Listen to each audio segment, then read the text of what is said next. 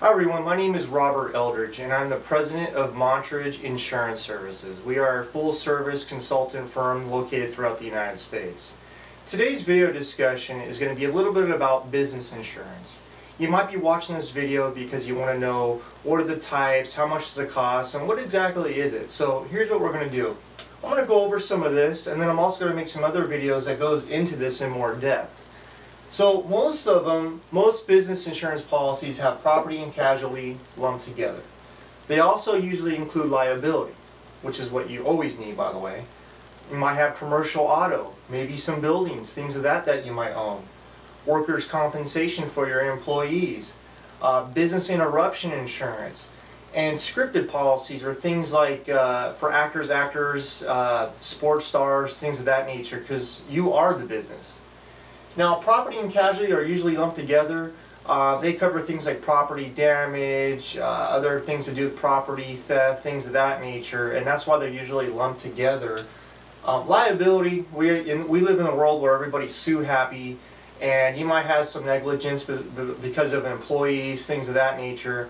And if you don't have proper liability coverage, it could sink your company and you're done, you're out of business. Commercial auto, again, it's another risk because when you have commercial vehicles out there on the road, chances are they'll probably have an accident and maybe it's a fault of an employee or not, but you want to make sure you're covered on that, as well as buildings as well. Workers' compensation, every state requires it, and that's one of the things you got to look at. Sometimes workers' comp is usually a separate policy, but when I did this video on business insurance, again, I'm kind of lumping all this together. And it's also kind of like an a la carte menu. Certain businesses will need certain things and riders versus other businesses. For example, maybe your business sells alcohol or liquor. Depending on what it is, you might have a rider for liquor liability.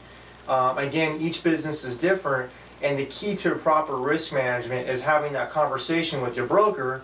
And we just say, okay, what do you got? Where is it at? Where's the locations? How much do you do in this business? How many employees? We look at all the risks so we can properly do a quote, submit it to the underwriters. That way you're not paying for insurance that you don't need. Therefore, you save yourself some money. And that's key to all risk management insurance.